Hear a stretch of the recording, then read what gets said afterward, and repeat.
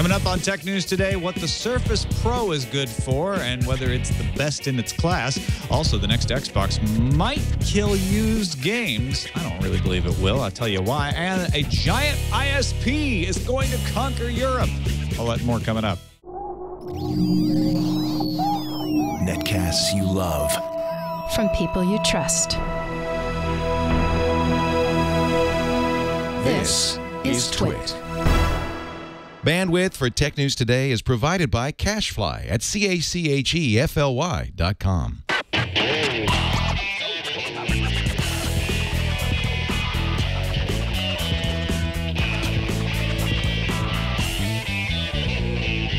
This is Tech News Today for Wednesday, February 6th, 2013. Tech News Today is brought to you by Squarespace, the fast and easy way to create a high-quality website, blog, or online portfolio. For a free trial and 10% off your first purchase on new accounts, go to squarespace.com and use offer code TNT2. And they recently launched a developer platform for complete code control. And by The Resumator. Streamline hiring and increase traffic to job postings with The Resumator, the hiring solution used by today's fastest growing companies. For a free trial, go to theresumator.com/TNT. And by RingCentral. We do everything in the cloud. That's why we love our cloud-based phone system by RingCentral.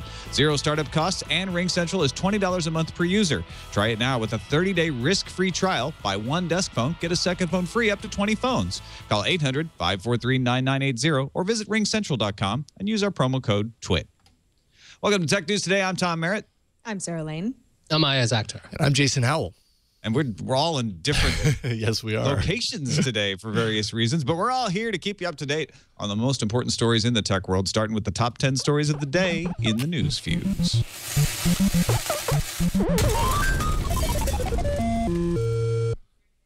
Like addictive personalities at a support group meeting, more large organizations are admitting I've also been hacked. Now it's the U.S. Federal Reserve System. The U.S. Central Bank told Reuters it has contacted individuals whose personal information was involved in the attack. Crackers posted a list of what appears to be the info for 4,000 U.S. bank executives. The Fed told internal employees that passwords were not compromised.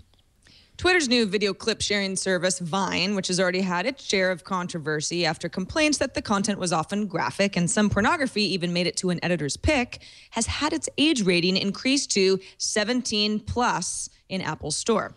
Vine isn't being singled out, though. Tumblr and the photo sharing service 500 Pics have also seen their iOS apps given mature rating labels over the past couple of weeks. Bloomberg reports that Google is looking into investing $50 million into Vivo. The deal would give Google an ownership interest in Vivo of less than 10%. The investment would be part of a larger deal where Vivo videos would remain on YouTube. Now over to Tom with sports.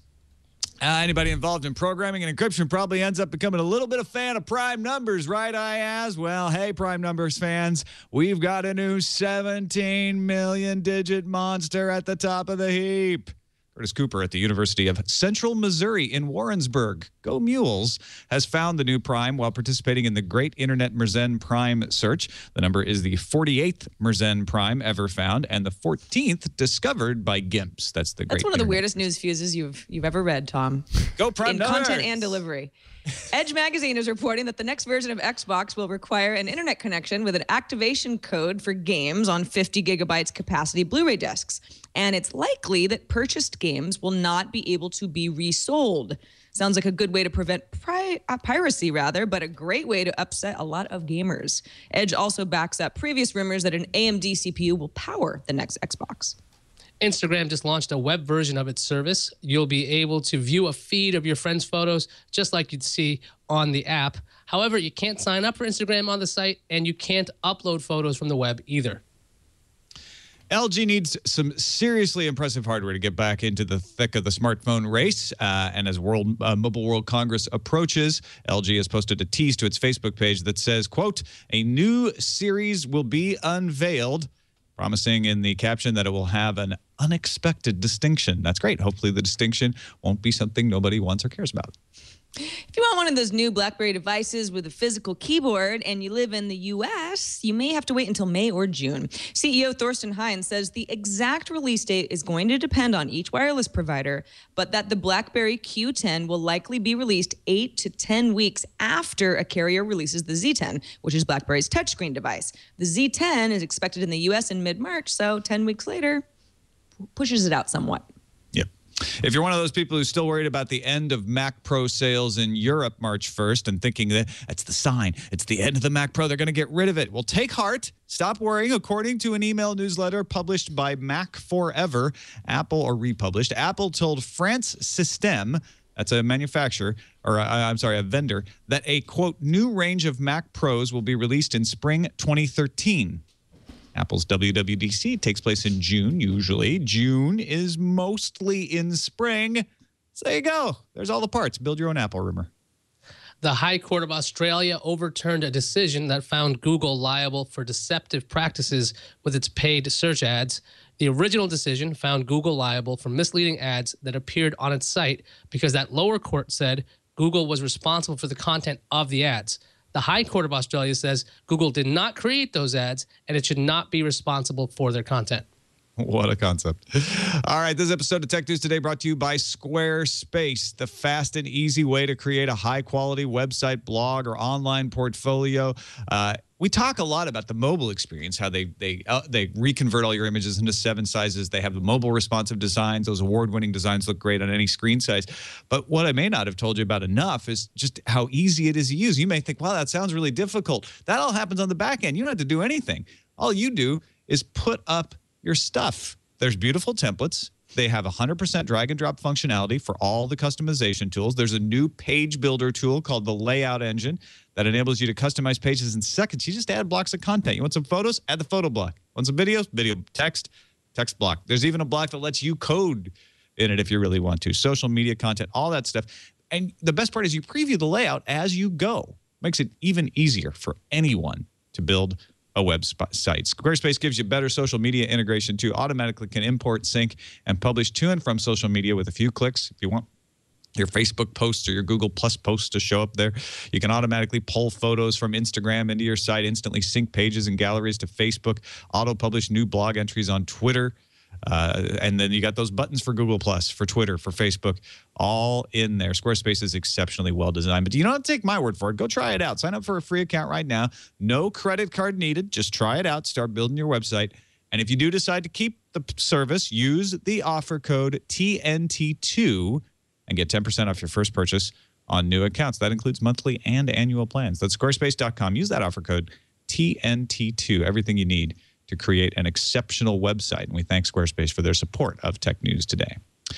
All right, let's get into discussion time and discuss the news of the day. Joining us to dig a little deeper into these stories is Jason Heiner, editor-in-chief of TechRepublic.com. Good to have you back on the show, man.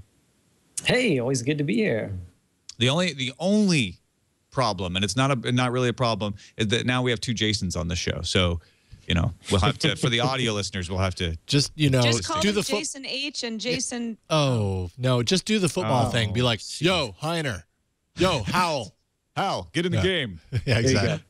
Works. All right. Well, speaking of getting in the game, Jason Heiner has been playing around with the Surface Pro. Sarah, you've been looking at some of the reviews online. What's up with those? Yeah, reviews are in, and it sounds like, Jason, you have a lot of the same issues with the Surface Pro that many of the other folks who had review units have. That the battery life is pretty abysmal. The screen is very nice. The kickstand is weird. I mean, you wrote a pretty healthy review over at Tech Republic. What are your initial thoughts? Yeah, so the one thing that is really interesting about this product is it's very ambitious, right? Probably ultimately a little too ambitious. Microsoft's trying to do a lot, but the main thing they're trying to do is converge, right? Tablet and laptop. And, you know, I've kind of always said from the time they announced this that the real deal is, can they pull that off and make you not feel like you're giving up something, giving up too much, right? Because you're always going to give up something when you do sort of a converged device. But do you give up too much? And there's some things to really like. it was the first time using this device was the first time that I really felt like touch and mouse and keyboard worked well together. And part of it's because of the Metro interface, and part of it's just because of the fact that it's real high-res screen, and not only high-res, but also the capacity for touch is really good, so it's very accurate. So I found myself doing some things with the mouse, and then other things, mouse and keyboard, like obviously typing longer stuff, doing right-click to get into options, and then other things like flipping through photos and scrolling to a specific part of a page and that kind of thing were just easier and better with touch. So it was really the first device that the two, like touch and traditional keyboard and mouse, worked well together. And then on top of it, it also has the pen computing, and I've never been a huge fan of pen computing either, but partly because one, it's sort of awkward, and then the lines end up being really big, and where you put the pen on the screen isn't always where it shows up on the screen itself. So it just didn't really work for me. This one actually works really well. The pen's really accurate. It can do really thin lines or really thick lines as you'd like. And so I thought that was the best part about it. It really integrated those three things together really well. You know, it sounds like, Jason, you might be agreeing with the folks over at NTech that said the Surface Pro is going to be a device that, if you're already coming from using an Ultrabook, you might really like it because it is that hybrid device. But if you're already familiar with the tablet, it might seem odd. Totally. I mean, if you're a tablet user already and your idea is like, oh, I carry my tablet and I carry the laptop, maybe I can get this and I can get rid of both, or it'll save me money from my next upgrade. I won't have to get one or the other. I don't think that's the case. Just as a tablet, it kind of is not, it's heavy. It doesn't work well in portrait mode. It really only works usefully in landscape mode. The battery life is only 4 to 5 hours. The tablet, it doesn't have a lot of tablet apps. Obviously, it's full Windows, so it has the whole breadth of Windows software, but it doesn't have good tablet apps. There aren't enough really good tablet apps to make it feel like, you can enjoy the tablet experience. It's much more laptop. I'd call it like 70% laptop and, 25, 30% tablet, or whatever the percentages are there. But it's much more tablet than laptop. And I just think you give up too much on both ways. So while it's interesting, I'm not sure how useful it is or how much I would recommend it. I can't really think anybody I would specifically recommend and say, oh, this is what you've been waiting for. Go get one. Tom, what about you? I mean, you have a laptop. I know you have an iPad, and you've played around with some other tablets as well. Does something that seems to be somewhere in the middle of laptop and tablet appeal to you? I have the Surface RT, actually, and part of the appeal there was, I can actually do multiple windows on one screen. I can do, I can go to the desktop, I can put IE up, and I can have multiple things. But then I got hung up on the fact that I couldn't, for instance, put an IRC client there. I had to put the IRC on the tablet side, on the Metro or the tiled interface, whatever you call it. And so I was looking forward to the Pro for that reason, but then the battery life scares me off. I'm curious, Jason, if you were able to get a sense of what that battery life is like. Yeah, it's not good. It's much more like a laptop than it is a tablet. I mean, I never got through more than even half a day on the battery. And if you're really using it a lot, then it's draining, 4 hours, maybe even less than 4 hours sometimes if you're doing a lot on it. Should we call it a Laplet? Tabtop? I mean, even laptops, a lot of the Ultrabooks have better battery life than this guy, right? I mean, a lot of those Ultrabooks now will have 8-10 hours of battery life. And so in my review, I put, like, if you're interested in this concept and you're interested in the stuff that Tom talked about, which is very legitimate, I think something like the Lenovo ThinkPad Tablet 2 is probably going to be more interesting to you, right? It has 10 hours of battery life. It's not as slick in terms of like the screen and the hardware, but you can get it with built-in mobile broadband. The pen integrates. It's not something that's loose and you have to remember to bring with you. And it's less money. It's $679. It starts at $679, whereas Surface Pro starts at $899. So I still think even for the people that are interested in a lot of the things that this product does, that the better option is going to be some of the stuff from OEMs rather than this Microsoft tablet. I think you just convinced me to get a Lenovo. All right, let's Google's in the market to buy something. Vivo, we've kind of mentioned the rumors around this. They're starting to heat up again. AI is. Yeah, it's purchasing a part of Vivo. It's not going to be buying the entirety of it. Bloomberg reports that YouTube is talking with Vivo about investing $50 million. This would be an equity investment, so this would be a partial ownership of Vivo, giving Google less than 10% of the company. So they don't even have a majority. If they put this money in, Vivo would be valued at $500 million or more. And the investment's part of a much larger deal because YouTube wants to keep Vivo's music on YouTube. YouTube and Vivo's current deal is set to expire in April. And The Guardian reported a similar story back in mid-January. And last year, there was a lot of reports that were rumored around that Vivo was talking to Facebook and MTV-owned Viacom to maybe put its videos over there instead of YouTube. Jason, I'm looking at this deal, and I don't really see a downside for either party. Can you see what would be negative about this, or is this just good business by both parties? That was me, Jason, right? So yeah, Yes.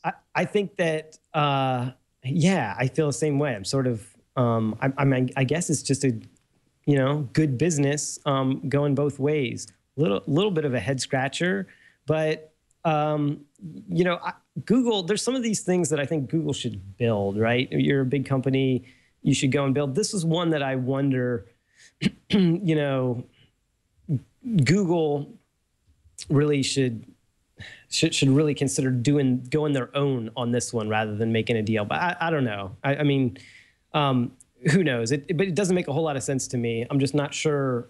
I'm not sure the huge investment, or that it's not a huge investment. So maybe that's why. Maybe so it's one of those things that it's just a way to a short-term gap, right? Something that they could do before maybe they go on their own and do this kind of thing themselves. Those Vivo videos, though, on YouTube get crazy views. So, I mean, when you think of it that way, this is, it seems like something that that is that's really powerful for Google. They don't want Vivo to walk over to Facebook and give Facebook the opportunity to run ad overlays on the videos there. That's true. It could be one of those things that artists are more comfortable with Vivo, obviously, than they are with Google. Google's still a little scary, and so maybe they're still more comfortable making this deal. Like record labels and artists are more comfortable making this deal with Vivo, and then Google sort of gets it in the content in on the back door, right, by making a deal and so maybe that's the answer. Right, because I'm a little skittish of them going in and purchase and owning more of the content providers. It's one thing to say we're going to fund partner channels because we want to build up their expertise and eventually let them fly free. It's another thing to just start owning parts of the partners that are providing you the content. Yeah, Vivo was formed way back in 2009 when Universal Music and Sony Music made this company. So the thing is, that's why they already have all these deals in place. And like you're saying, Tom, I think you're right. Potentially, this could be bad for consumers. If Google's owning parts of other companies instead of rolling out competitors, if Facebook isn't getting into the music game or this other scenario, we're going to pretty much have the status quo for a long time. I don't know if that's necessarily always a good thing. All right, let's talk about Zynga. They had their earnings report yesterday, and they have been sort of in the same boat as Facebook, a company that was highly touted before they went public, and it seems like they've had nothing but trouble, at least with the stock market, since they went public. What did they report yesterday, Sarah? Well, they beat the street, if you can believe that, but that is because analysts didn't expect much from Zynga. Zynga's had a really tough year. Not only have they sort of been bleeding user numbers, but they've had a lot of executives leave. They had to lay off some people. It's been a time of transition. So the revenue that they reported was $311 million. This is for their Q4, with a net loss of $48.6 million for the quarter. Now, you might say, well, what does that all mean? If you compare that to what the analysts were expecting, they'd estimated Zynga's Q4 revenue would come in at $212.1 million. So you look at 311, analysts go, wow, it looks pretty good. Bookings were down 50% year over year, which is kind of how Zynga looks ahead. So that's not a great trend. For all of 2012, for the entire year, Zynga reported revenue of $1.28 billion, which is up 12% year over year. but a net loss of $209 million. What's interesting is that because the analyst numbers were so low, that the stock got a little bit of a boost. Shares went up as much as 6% after the earnings report was out yesterday afternoon. And it's kind of funny. The CEO, Mark Pincus, said, of course, they always try to make it as positive as possible. He said, the biggest highlight of the quarter was seeing our team deliver a successful sequel in Farmville 2, a next-generation social game that offers a great experience, blah, blah, blah. He didn't mention some of the other titles that they're axing because they did not actually catch on. I mean, Farmville is still, I think, for many people, if you say Zynga, name one Zynga game, Farmville is the one that people can think of because they haven't had necessarily a lot of success with some of their spinoffs. What's also interesting, I think, is that in this earnings report, Zynga also announced they have never announced their monthly active users numbers before, so there's not a whole lot to compare it to, but that almost a quarter of the company's monthly active users are now playing Zynga games on mobile devices. That's very interesting to me because that's obviously a trend that Zynga really, really wants to get on board with. And if they're at almost a quarter monthly active users on mobile now, and that is a number that can trend upward, Zynga may not look as bad as I thought that they looked just a quarter ago, because mobile's kind of the future, especially for some of these games. Are any of you playing Zynga games on mobile devices? Is that a stupid question? It's not a stupid question, but no. I'm not playing any Zynga games at all on mobile devices or otherwise. Sure. Yeah, What about you, Jason? Do you think that Zynga's had a tough year? Is this the way to turn the company around and keep them from people sort of walking away and getting sick of it? I do think mobile should be a big part of their answer. I've kind of thought for a long time that they needed to disentangle themselves from Facebook, more and more, because it was destined to get, to be stuck with the Facebook crowd. And I think that they've made games that they've obviously have shown create enough interest that and are addicting that people really like. And so I've thought for years they should be making mobile apps, right? Network mobile apps. And they were ready to do that. I think Facebook made a big investment in them and sort of kept them. Facebook was very interested, obviously, in keeping them in the Facebook ecosystem. It was a big part of their traffic. But since then, it's really has become it's a hits business. Games are anyway, and it is becoming a more and more of a mobile thing. And so they're kind of on the wrong side of they're on the wrong side of history a little bit until they're more mobile. And also I think that it's just one of those deals where a couple of years ago everybody you knew was playing Farmville or some kind of Zynga game. Anymore, and I would be getting these invites from friends all the time on Facebook, for this stuff. I mean, I barely see one or two of those a month. Anymore, whereas it used to be, it seemed like several a day. So I think that they're fighting the fact that they're kind of out of favor with users. Users have moved on to mobile and other stuff, I think of Farmville. I think of like having Pounce and Plurk open in a tab as well. It just seems old now. It's a yellowing in my mind. Yep. So I think Zynga, you're right about it being a hits-based business. Zynga needs to have a hit come out on the mobile app that you don't even think about Facebook. Maybe it's integrated with Facebook in lots of great ways, but you just think of it like, oh, if you checked out this great new game, happens to be from Zynga. I think that would be the next step. But as Sarah pointed out, this is actually a positive earnings report for them. True. Let's take a quick break and thank our other sponsor for today's show. New sponsor on Tech News Today, the Resumator, the hiring solution for small and fast-growing businesses. If you're a business executive, if you're a hiring manager, or you're an HR, human resources person, here's a way to reduce time spent on hiring tasks by 50% and reduce cost per hire by as much as 85%. I know people who are in the process of hiring people, that's music to their ears. You can replace your HR inbox, your applicant tracking system that never works with the Resumator. It's an end-to-end hiring package that helps manage the entire process from attracting great applicants to picking your next employee.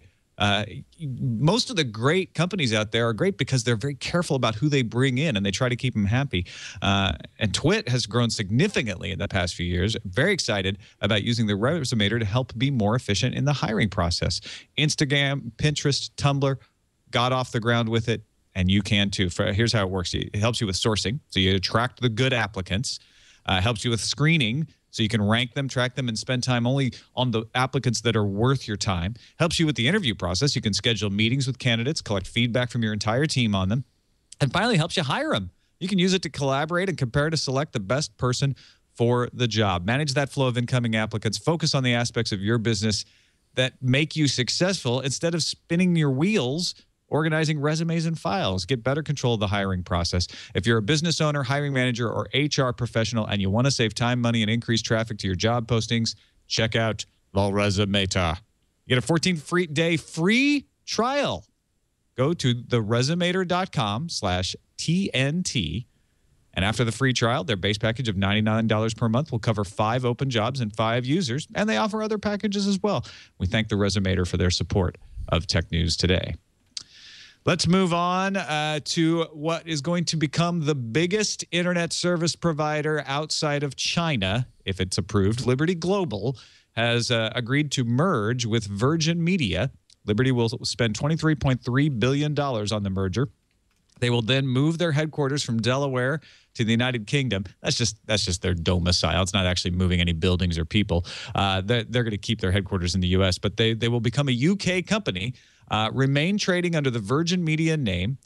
80% of their revenue they expect is going to come from the UK, Germany, Belgium, Switzerland, and the Netherlands. And that means 25 million customers over 14 countries. Compare that, Comcast in the U.S. is a huge ISP and cable company, 18.7 million. So they're going to dwarf them. Virgin operates hybrid cable and fiber service in the UK. And the UK is now becoming an interesting battleground. If you don't know Liberty, they used to own DirecTV. They spun it back out. The Liberty Global is their international arm. They still operate some things in the United States. They're run by John Malone. Now, you may not have heard of his name, but if you're in the cable TV industry, you definitely have heard his name. He's a personality. He's a force to be reckoned with, and he's going up against somebody you probably have heard about, Rupert Murdoch. So it's going to be Virgin versus B-Sky B in Europe. And don't forget, as they point out in the ISP review article, Netflix and LoveFilm are after those same people, but Netflix and LoveFilm are carried on the internet service providers. So looking at this battle, looking at this landscape, I feel like this is probably one of the arenas we're now going to see the battle between internet service providers and content providers play out, because what Liberty Global and what News Corp and all of their B-Sky B properties want to do is deliver television, phone, and internet to you. Jason, when you look at this, what do you do you think the internet users should be cheering for anyone in this battle? It's hard to cheer for either of those, right? It's always hard to cheer for big corporations. I mean, it's just very, by the very nature of it, right? And so I think the thing that surprised me about this is that it sounds like such a U.S. deal. To think of this in Europe just feels kind of odd and awkward, right? Because Europe has so many more consumer protections than we do in North America. And they don't really let these companies kind of get super big. They tend not to, right? They have much, much tighter antitrust regulations. And just in the U.S., our laws and, general practices of courts just skew toward big companies. And that's why we get such big companies. Whereas in Europe, that's not the case. So that kind of surprises me. This really is a European deal. And the fact that this big conglomerate is there. I mean, and it's not that there aren't others, right? There is already Vodafone. There is already Orange. They go across, both of those go across multiple countries and are big conglomerates across Europe. But the difference there and why I think that this isn't as big of a red flag as it would be something in the U.S. is there's a lot more competition, right? In Europe, you still have a lot of times 3 to 4 choices of these kind of big players for as your provider, whereas in the U.S. we're often limited to 1 or 2. So I don't think it's as much of a red flag as it would be here, but it's certainly one of those things that it's often hard to root for this unless you're somebody that says, oh, I travel to a lot of these countries and maybe that'll make my, maybe I'll get a better roaming deal on my mobile or, temporary internet if I'm traveling to one of those. But other than that, it's tough to find something to cheer for. Yeah, Liberty Global it doesn't do a whole lot of mobile. Yeah. But we are going to see them coming up against B-Sky-B, who have led the way in providing traditional cable television over the internet. They now have a package that allows you to pay £10 a day to get sports. Now, you may not care about sports, but the people who do care about it very much, and it's one of the reasons they haven't cut the cord. So when you look at this four-cornered match here, I think it's going to be very interesting. Another thing that's catching a lot of people's eye is the upcoming game console releases. We're supposed to get Sony and Xbox game console information this year, and a rumor leaking out about Xbox has got some people a little miffed. Yeah, as Sarah mentioned, Edge Magazine says that the next Xbox will require an always-on internet connection with activation codes for games. The activation code will work for the first buyer of the game and couldn't be used beyond that, which would theoretically rule out secondhand games. That's the one that's getting a lot of press today.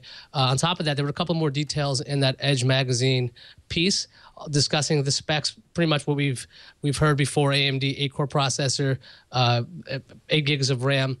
But interestingly, also in the article is on the developer side, saying that several development sources tell Edge Magazine that developing for the next Xbox is more oppressive than Sony's because Microsoft is only allowing developers to use approved development libraries for the Xbox, while Sony's a little bit more open. But back to this whole potentially no secondhand games. Jason, do you think squashing a secondhand games market would actually have an impact on the next Xbox sales, or is it just too big? Probably not, just because they're still one of the only players. They're still the leading player in this. Sony's doing some things, but Sony's coming from behind, is playing from behind on this. I mean, I don't like it. It's one of these things, another one of these things where ultimately you're punishing the people who play by the rules most of the time. The people who don't want to play by the rules, they'll find ways to, make the second hand game market work, or you can hack it, or, jailbreak kind of thing. It's not, I don't think you call it jailbreak on Xbox, but you know what I mean, right? You're going to find ways around it. But the people who play by the rules and are trying to play their games, and what it ends up happening is, if you have 2 Xboxes, or you go to, over to, your grandmom's house and you want to sign in on your Xbox and get your games, well, now it's not going to work right? If you try to do it, I'm sure that's part of the problem, and they want to end up making you buy that game twice. And so that part I don't like. And is it going to hurt? I don't think there's enough competition in the games market and console market yet for that to be a problem. Partly because I think that, more and more games, really, the game sales, if you look at the numbers, I mean, they are migrating to mobile. And so while the next generation Xbox is going to be cool, and I think it's good that they are going sort of digital only, I still think it's becoming a more and more highly specialized market. And I don't think it's going to be something that we're going to be talking about or getting all that excited about all that much longer, at least not on a general, market scale.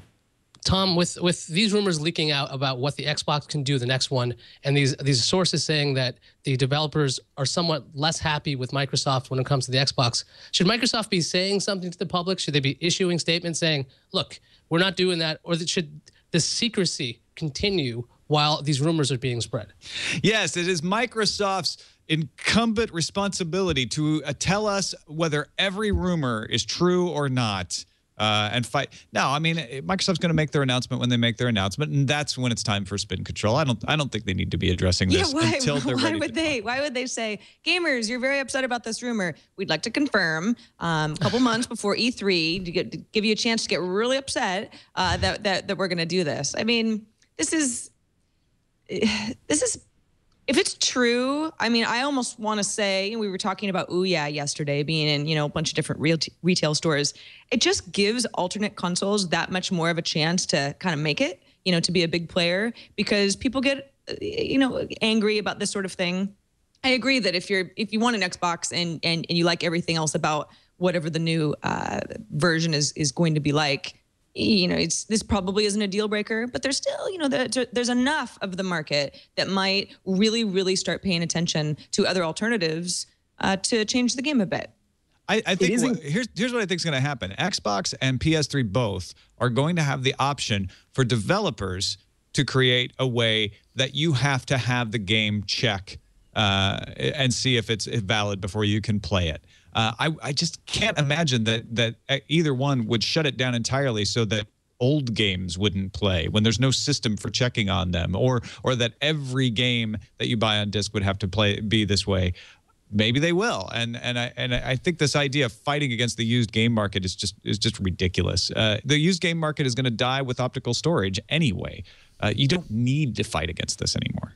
If you look at the way that Microsoft has acted in the past too, this is in keeping with the ways that they've done things, right? They're in close cahoots with BSA, the software, the guys that go after people for software problems. They've introduced all the product activation stuff and all of that. So, fair or not, you can see where this is in keeping with a lot of the tactics that Microsoft has used in their fight to combat sort of piracy and sharing and other people, using older stuff and secondhand stuff and all of that. And so it's distasteful, and I hope it's not true, but it shouldn't surprise anybody. All right, let's finish up with Silent Circle. They launched their first 2 apps last fall. You may or may not have heard about them. They allow you to do phone and text messages in encrypted apps so that no one can spy on them and no one can tell what you're doing. This is great for human rights activists. In fact, it's even been used by human rights activists. They're iOS and Android apps. They now have a data sharing service that will be added to their text messaging app. Silent Circle Text, coming this end of this week, February 8th, will get the ability to send encrypted data. So that means you can send PDFs, you can send documents, you can send videos.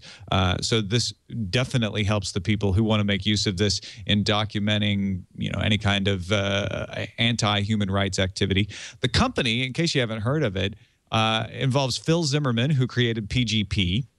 Not bad there. John Callis, who created Apple's whole disk encryption scheme. Not bad there. And Vincent Mascaritolo, apologies if I mispronounce, who actually worked with PGP and Apple's whole disk encryption. So a real talented team here. And what they do is peer-to-peer encryption, up to 60 megabytes of file that can be sent through silent text.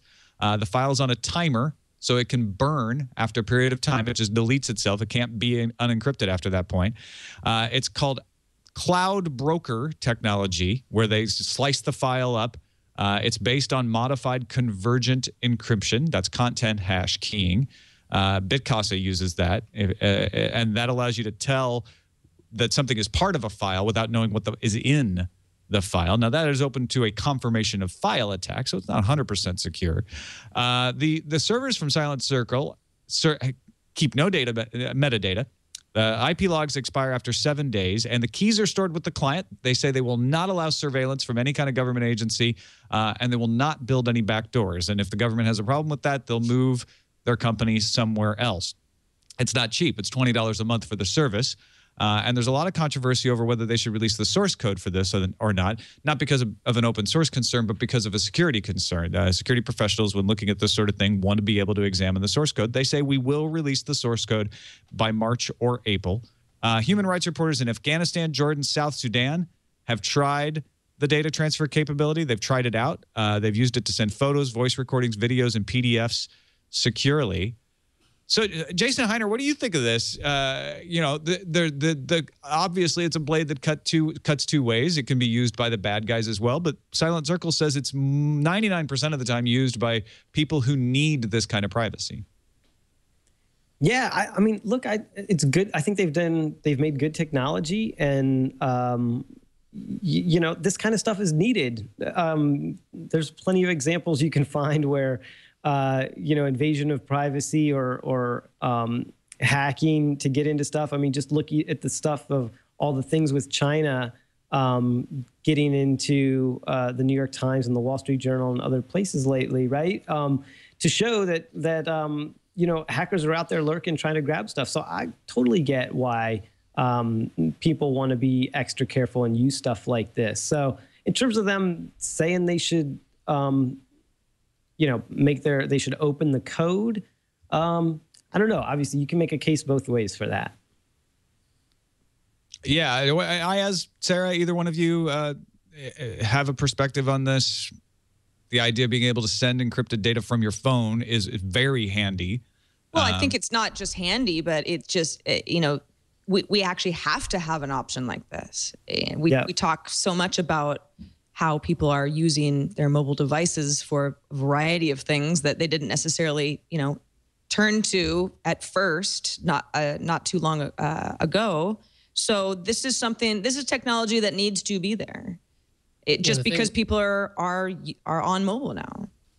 And the thing is, when it comes to this kind of security and this kind of encryption, like people or companies like RIM that hang their hat on security, they should be freaking out, because if iOS via just an app can get as secure as something like the way RIM's network is, BlackBerry's network, maybe this is something to be fearful of, because this kind of security is not easy to come by. And when it comes to operating systems being hardened from the inside out, if you can just do it via an app, that changes pretty much everything, because that means Android can be as secure as iOS can be as secure as BlackBerry, which could be really interesting in the whole market.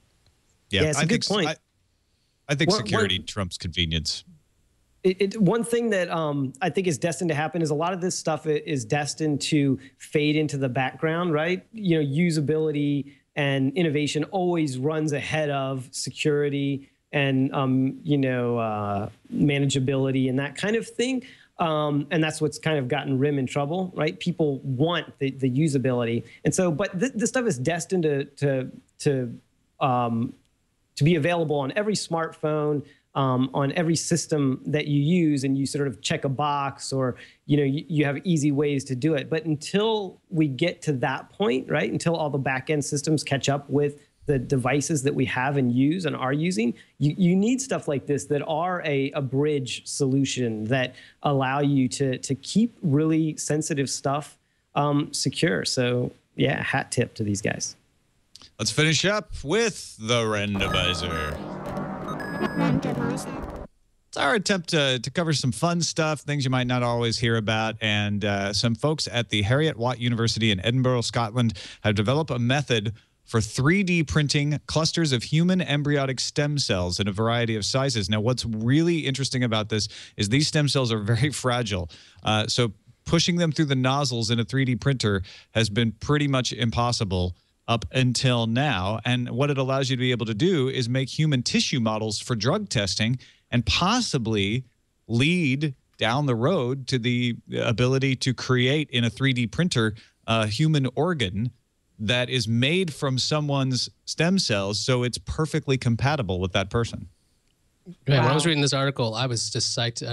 My dad was a doctor, so we talked about this kind of stuff all the time. I have a bio degree, so I was staring at this article like, oh my gosh, the ability to have transplantable organs that would not be rejected, and you wouldn't have to worry about matching people and have these massive databases when it comes to getting people what they need. I mean, these human organs are obviously very important. And the fact that you could diminish animal testing on top of that, I was like, we've got to talk about this story.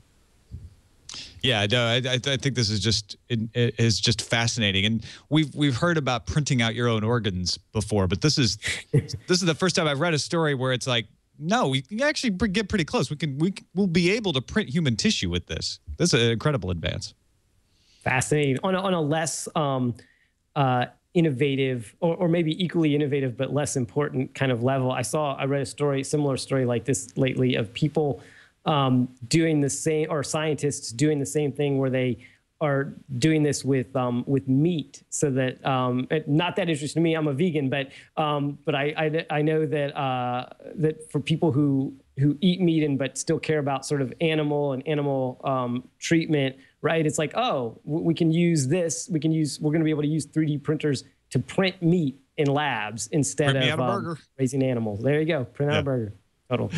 All right, real quickly, want to thank our other sponsor for today's show, Ring Central. We've told you about Ring Central before. When we built the studio in Petaluma, we wanted an easy and inexpensive and convenient way to handle phone calls because we had a big space. We couldn't all share one phone anymore, but we didn't want to spend a bunch of money building those big, complex old systems called PBX down in the basement of the studio. So we decided to go with Ring Central. Russell, our IT guy, said, hey, it's cloud-based phone system. No brainer, right? So that's what we do. Ring Central allows us to easily customize all of our call handling.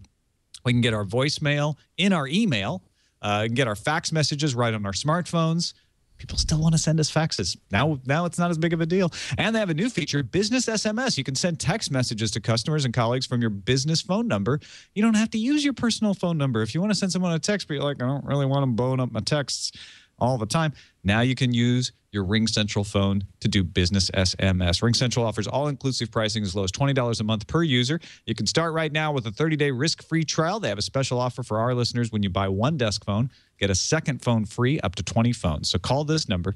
It's for our listeners, 800-543-9980. That's 800-543-9980. Once again, 800-543-9980, or go to ringcentral.com and use the promo code TWIT. That's ringcentral.com, promo code TWIT. We thank Ring Central for their support of Tech News Today. Maybe you can thank them as well. Let's see what's on the calendar. Tomorrow it's kind of a quiet day, but LinkedIn is going to announce its earnings. Earnings season just rolls on. So we're rooting for you, LinkedIn. I'm going to endorse them. That's good. Yeah. I constantly get those Can you emails. endorse LinkedIn with just one quick click? You don't even really have to like LinkedIn that much. Let's see what's incoming. Incoming message. We got an email from Audie. He says, AT&T crew. So after listening to yesterday's show and hear you talk about digital wallets, I'm surprised you didn't mention one of the obvious reasons they haven't taken off yet. Phone carriers. Just look at Google Wallet and tell me how accessible a mobile wallet is. Some carriers won't let their users have it at all and then waste time trying to get their own mobile wallet together and then lag even further. I'm with Ayaz. I think only Apple has the gravitas to push something out that the general public will accept because for whatever reason, Google can't or won't. It's an interesting point. Phone carriers have been causing a lot of issues. I still believe that the Square app on iOS and Android is the best way to do this. The geofencing thing, I used it the other day. I used to use it at the coffee shop in Petaluma all the time. Used it at a coffee shop called Balcony right over here in Los Angeles. And it worked perfectly. I hadn't even used the Square app in a while since I moved. Pulled it out, opened it up, paid for the coffee, no problem. I still think that's the way. Amazon and Apple, those are the two. They've already got everybody's deets, right? You're already comfortable paying with that through them. I just think it's only a matter of time before both of them have e-commerce digital wallet solutions.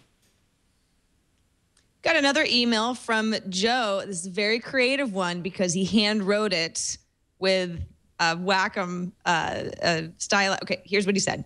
He said, a quick note about Wacom and their tech. First, it is a screen technology, not a stylus. Yes, they have special styli, but the real advantage of Wacom is the screen underlay. As a tablet user since 2005, I get frustrated by the dismissive tone from folks using capacitive styli. A real digitizer allows for on-screen writing as clear as normal pen and ink. An active digitizer plus OneNote plus a tablet is the best productivity tool I've ever had. Second, styli are not primarily pointers. They're creation tools. For some, that's art. For others, it's notes. But in both cases, we can use our fingers and a styli. It's not an either or. Also, handwritten emails are fun. And Joe, I totally agree. And I'm sorry that sometimes I have a hard time reading your handwriting, but it's very nice. It wasn't for any problem in the devices. Certainly not. It's because cursive is a dying technology. Yeah. And those were good points, Joe. Thanks for writing literally into the show. All right, that's it for the show. Thank you, Jason Heiner, for joining us. Always great to have you, man. Let folks know what's going on with you and where they can find you online. Sure.